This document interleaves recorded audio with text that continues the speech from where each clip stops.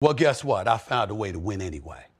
So this is what I've done. And so, what you see is a different culture. And that's a conversation we never get into it really about in professional sports, but primarily the NBA, where you got cats and they go at NBA players and stuff like that. Like, you bring up LeBron. You ever see LeBron go at a white boy?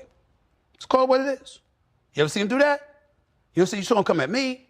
Closest you ever came to seeing him do something like that was when he called out Brian Windhorst. What you calling out Brian Windhorst for? The man covered you since junior high school and has praised you repeatedly. And you used the Pat McAfee situation to go at him. You understand? And that's the only time you ever seen LeBron James, really go at somebody white. I'm going to call it what it is. So we understand each other. I understand a lot more.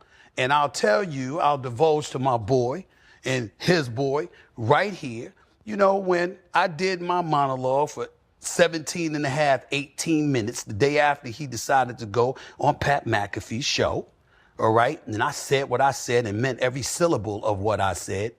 Immediately after, I was informed that we won't be hearing more from him about me. That's what I thought. That's what I thought. Because I got receipts. Anytime, any place, anywhere.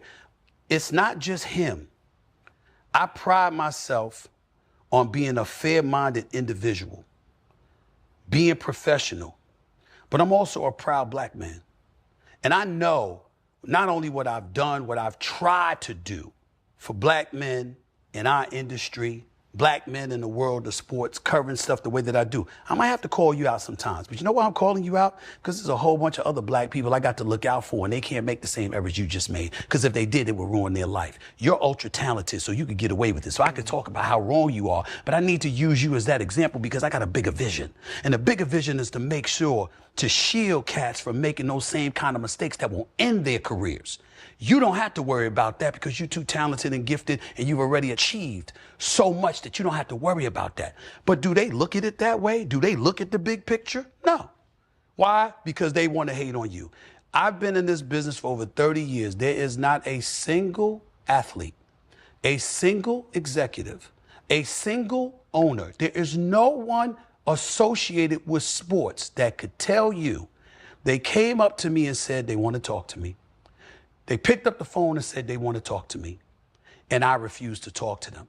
And that after talking to me, if I got their perspective, I got you. Because I don't have to agree with you. Yep. But if you're man enough to talk to me and give me your perspective, I have an inherent obligation professionally to make sure that I contextualize your words properly and I present them in a fashion that you asked me to do that.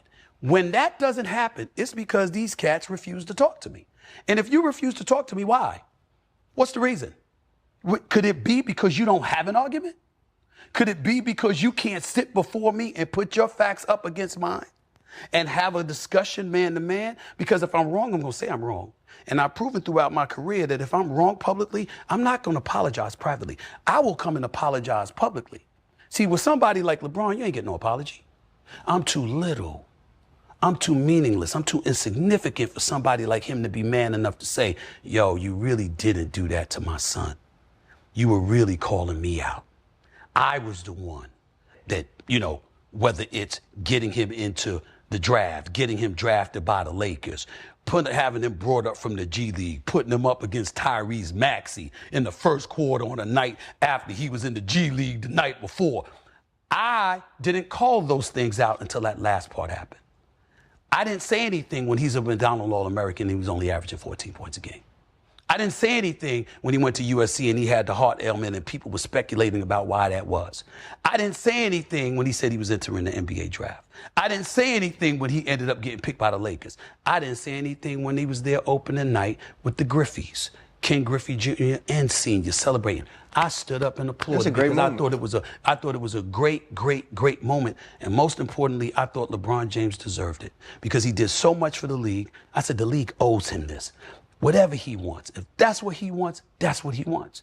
And the money, he's underpaid. So I don't care what his son getting paid. Go for it.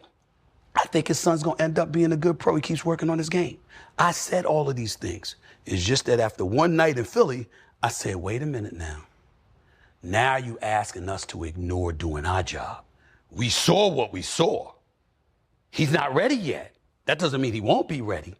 And because of that, you caused this whole brouhaha? Nah, we not backing up from that. No, nobody is getting me to back up from that at all.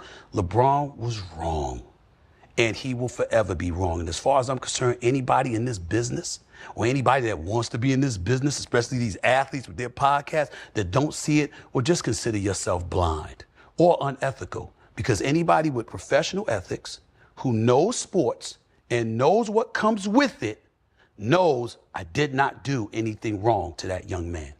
But to paint me as somebody that would attack a child just because I dislike you, it's low.